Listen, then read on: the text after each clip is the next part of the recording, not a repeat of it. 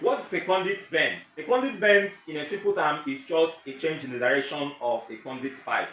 Instead of using fittings, electricians bend conduits in order to follow the structure of a building.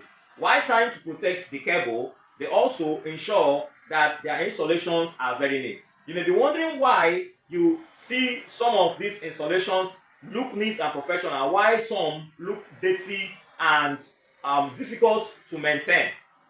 The problem may not be the conduit, but actually the way they made the conduit bends. In today's tutorial, I want to be showing us 7 most common conduit bends that every electrician or beginner or apprentice should know. And these 7 are common among electricians. It is used in the installation so that your conduit installation will look neat and professional. In fact, every good conduit bend should be smooth, it should be accurate, and not flattened. Now I want us to begin. Let's start this tutorial. And if you like what we are doing, please give us a thumbs up. Try and share with other electricians outside there, and don't forget to subscribe with the turning on of the notification bell so that you don't miss our upcoming tutorial. Now let's get started. If you take a look at the board, we have 7 different types of bends, and it is not limited to these 7. We have other types of conduit bend. The number 1 here is a 90-degree bend. The 90-degree bend is common. This is the most common bend used in electrical installations. It changes the direction of the conduit by 90 degrees and is commonly used when moving from a horizontal run to a vertical wall or when turning around corners. Assuming if there is a corner here, or this pipe is coming straight, let's assume that the pipe is coming straight. Let's assume there's a pillar here and our pipe is coming towards this pillar, and maybe there's something here. We're supposed to get to something here. This pipe is either going to follow this path or follow this path. Or let's assume that we have a point of light here and we want to get to this point of light. So this pipe will come straight to this point. Instead of following this path to get to this point, it will follow this path to get to this, making sure that this obstacle is avoided. Now that is for 90-degree bend. The next one is 45-degree bend. Look at the 45-degree bend. This 45-degree bend changes direction gradually. It changes direction gradually. Instead of sharp bend, this is 90, this is 45. Instead of making this point sharp, you see the way it gradually bends, ensuring that at this point there is no sharp bend. Some electrician will make the mistake of having this kind of bend. For instance, if this point is sharp, this point is sharp, you must have defeated the purpose of the bend. So you don't allow the bend to be sharp.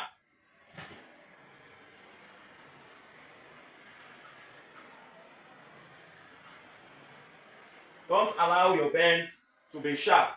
So sometimes it's even bogus. It is bogus more than the 90 degrees, and it is also easy to install the cable inside the pipe. It's often used where space is limited or where easier cable pulling is required. We'll make use of this. Then we'll look at the third one. The third one is offset bend.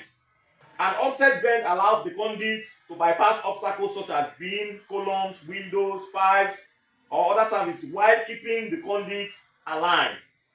This one, we are looking at this. This is an example, but we are looking at this. This is one example. This is another example. If you look at this one, you notice that it's still aligned. Let's assume that we want to achieve a straight line. We want to get to this point, but along the line we meet an obstacle here. Let's assume there's an obstacle here. So this offset bend will enable us to avoid this obstacle and still maintain the direction of the bend. This is another type of offset bend. It will help us to avoid obstacle. In this case, we can also avoid the obstacle and change the direction of the piping. So we should take note of that. The fourth one is the saddle bend. Saddle bend. A saddle bend allows, this is the saddle bend. The saddle bend allows the conduit to pass over small obstacles or obstructions without changing the overall route. Just like this particular one, just like the offset bend, the offset bend doesn't change direction, but will ensure that an obstacle has been avoided. You don't pass through the beam, you don't run your pipe through the beam or column or window. Assuming if this is a window, you need to avoid the window. You can't pass through the window. Now look at the saddle bend. The saddle bend is also used to avoid an obstacle. So you avoid the obstacle depending on the size of the obstacle or obstruction. It may be used as 3-bend saddle or 4-bend saddle. This is one of the bends that requires patience and accurate measurement. You need to ensure that in carrying out this type of bend, you make sure that you are patient enough to bend this saddle bend. Now look at a saddle bend. This is saddle. This is another one. This is another one. This is another one. This one alone can be a saddle bend here. So in saddle bend, we also try to avoid obstacles. Maybe when you are running your pipe, you notice that there is a hole here, or you saw an obstacle somewhere here. You need to avoid the obstacle so that tomorrow your pipe will not be cut. If your pipe is damaged, that will not be nice and you will not like it. That is for saddle bend. The next one, the fifth one, is back to back. Look at back to back. This back to back, it consists of two 90-degree bends that form a U-shaped path. It is commonly used when running conduits between two parallel surfaces. Assuming if this is a surface, this is a wall here, this is a wall, this is another wall. And maybe you want to put a point of light somewhere here. You want to put a point of light somewhere here, and your supply is coming from this direction, you know. You cannot do without doing this, as in running this back-to-back type of bend. It is commonly used when running conduit between two parallel surfaces. The next one, number 6, let's go to number 6. Number 6 is kick bend. Kick bend. A kick bend is a small bend made near the end of the conduit to raise or lower it slightly. Either you raise it or you lower it. For instance, this is a wall here, and we want to put a point of light here. You raise this conduit so that this conduit will come to this point. It will not lie on the floor. It will come to this point. We also use it in when we want to run our socket outlets in the room. Assuming this is a room here, look at a room here. This is a socket outlet here. This is a socket outlet here. Sometimes we bend this type of bend. It will come to this point, and we'll bend another one. Maybe there are no pipes anymore. We'll bend this and join the two together to form maybe a 90-degree bend. Sometimes we form a complete 90-degree bend to join this. And in most cases, we use this type of bend when we are trying to run the supply to generator, or yes, when we want to run a supply from the generator. If this is our generator is somewhere here, and the supply is coming from the generator, it will come out from the gen and enter the ground. So sometimes we make use of this bend.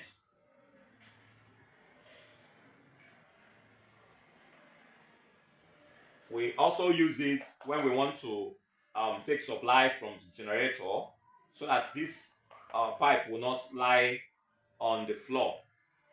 Then the next one we have here is the rolling offset. The rolling offset, a rolling offset is used when the conduit must move both sideways. The conduit must move sideways. That is when we use it. And upward or downward, either upward or downward. Look at our conduit here. It's moving downward that way. This one is moving downward this way. Assuming if there's something here, either an obstacle or anything at all, we can make sure that our conduit pass that way. Look at them. This one is passing that way. The same thing for this. The same for the third one. A rolling offset bend. A rolling offset is used when the conduit must move both sideways and upward or downward at the same time. This bend is more advanced and requires accurate measurement, but it produces a professional result in complex installations. It is difficult sometimes. This is more advanced, it requires accurate measurement, but it produces a professional result in complex installation. Now, having seen this, we are going to look at tips for professional conduit bending. 1. You need to plan the entire conduit route before making your first bend. You need to prepare your route. Make use of your conduit layout. Before you start bending your pipes, you must prepare your conduit layout. Go to the site, stay there at the site before you start bending your pipe. Of course, you don't bend your pipe at home. You must have seen what you want to do. You must be at the site to see the particular point. See what you want to do before doing them. Number 2 is you need to use the correct size of conduit bender for the pipe size. You need to use the correct bender when you want to bend your pipe. You need to use the correct size of the conduit pipe. Use the correct size of spring, for instance, your bending spring, to bend your pipe. If you use a smaller spring, let's say you have 20 mm bending spring and you want to use it to bend a 25 mm conduit pipe, you will be making a mistake because you will break that pipe. The third one is always measure before making a bend. You must measure the distance you need that bend before you bend.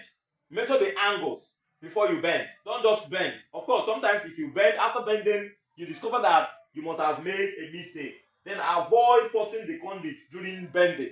Don't force the conduit. Don't try to force the conduit. Just let the conduit bend freely. While you apply the force at the bending moment, it will bend freely. Allow it to bend freely. Don't force it. Apply the force of bending gradually. Always avoid sharp bends.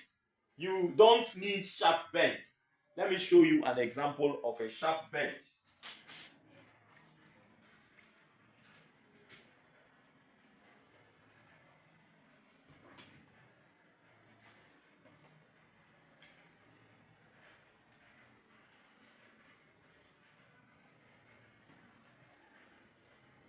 This is a 45-degree bend, but anything that will make this place to be sharp, if this point